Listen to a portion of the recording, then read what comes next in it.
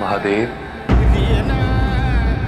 मोहिनी रूप धारण करने का क्या परिणाम होगा, इसका आपको पूर्व बोध है।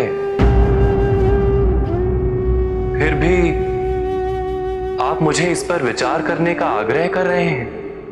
भविष्य के लिए वर्तमान आवश्यक है नारायण। प्रश्न ये है कि दोनों परिणामों में प्राथमिकता किसे दी जाए, भविष्य को या वर्तमान को।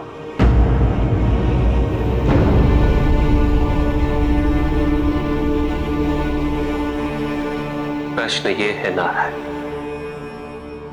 कि प्राथमिकता अपने प्रियजनों को दी जाए या समस्त लोगों को। चयन करना कठिन है नारायण, किंतु चुनाव तो करना ही होगा।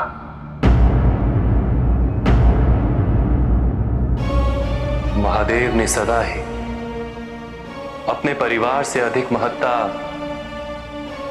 जगत कल्याण को दी,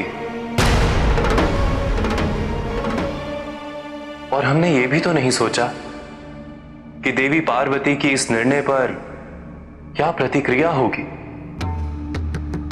नारायण, आदिशक्ति ने जो भी रूप धारण किए वो केवल अपने कर्तव्य के पालन हेतु किए।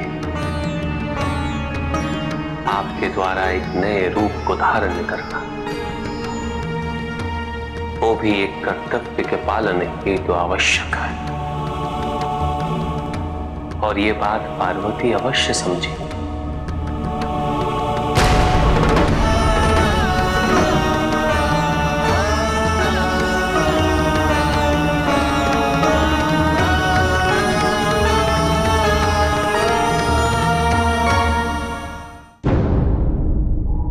ऐसा संकट का समय और निर्णय लेने में इतना विलंब,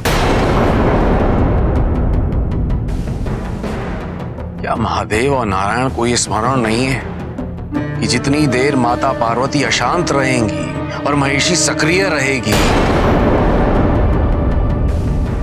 अनर्थ की संभावना उतनी ही प्रबल होती जाएगी। देवराज, आप व्यर्थ चिंता ना करें। नारायण और महादेव आपके सिंहासन पर आक्रमण होने से पूर्व किसी निष्कर्ष पर अवश्य पहुंच जाएंगे।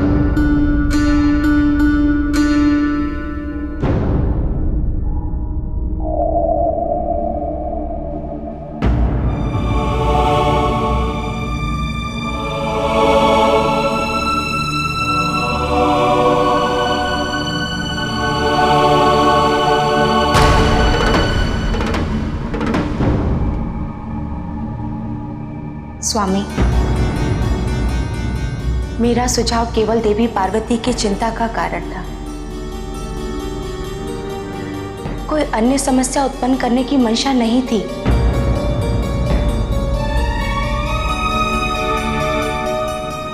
मुझे तो मात्र वर्तमान का बोध है, किंतु आप लोग त्रिकालदर्शी हैं। आप सदैव सबके हित में निर्णय लेते रहे हैं और लेते रहेंगे। आज भी आपका जो निर्णय होगा हम सबको मान्य होगा। प्राणप्रिय, आपने मार्ग प्रदर्शित किया और महादेव ने इस मार्ग की अनिवार्यता अर्धांगिनी होने के नाते मैं आपसे अंतिम बार जानना चाहता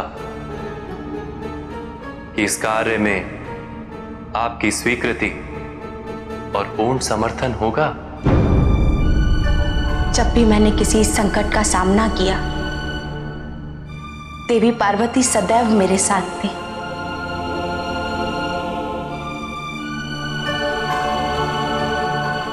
और आज ये अवसर मुझे मिला है। किंतु आपको अभी ज्ञात नहीं, जिसे आप अवसर समझ रही हैं, वो आपके लिए परीक्षा बन जाएगा। आपको मुझ पे विश्वास है? इसका उत्तर आप स्वयं जानती हैं देवी। महादेव एवं देवी पार्वती को एक करने की इच्छा से प्रबल मेरे लिए और कुछ भी नहीं।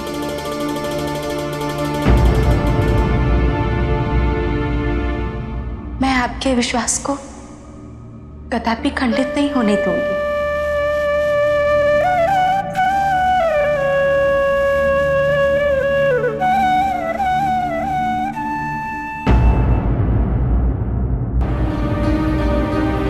आपकी लीला देखने हेतु हम सब अधीर हैं प्रभु।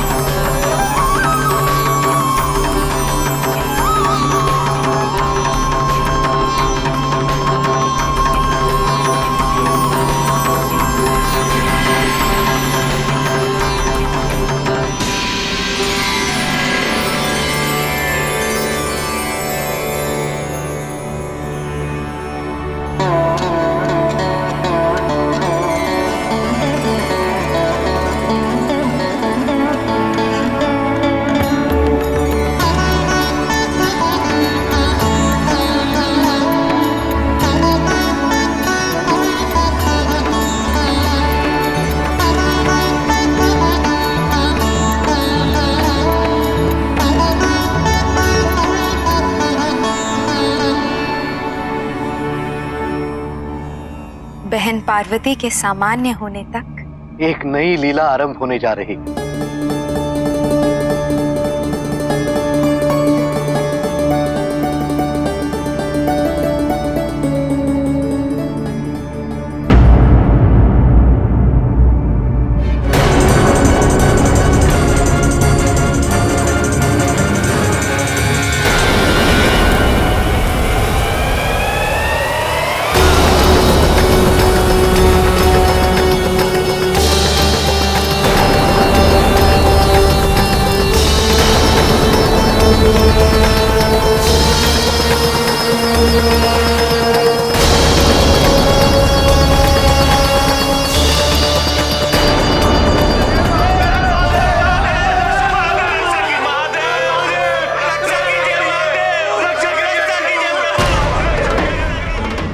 भ्रमरी देवी का स्वरूप और आक्रामक और प्रचंड होता जा रहा है।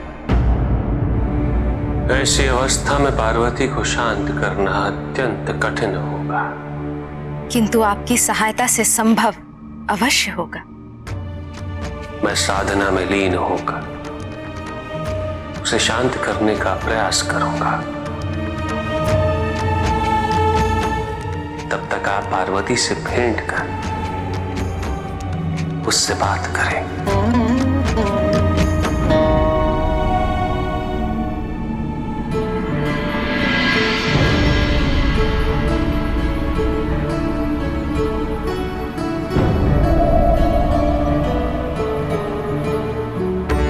नारायण और महादेव ने इस महान कार्य के दायित्व को स्वीकार कर लिया।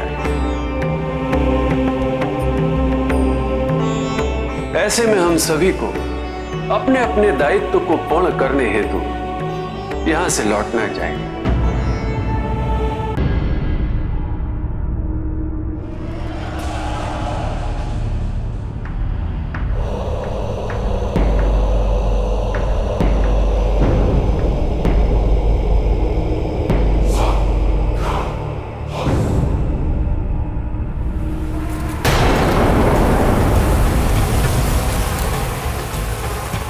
देवताओं ने मेरे भाई के साथ छल किया था।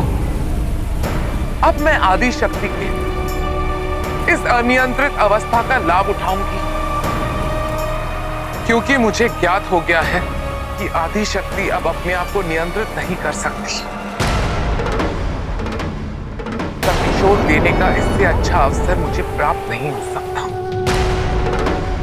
रहा प्रश्न इन भ्रमरों का, मुझे इनका कोई भय नहीं, क्योंकि मुझे ब्रह्मा का वरदान मिला है।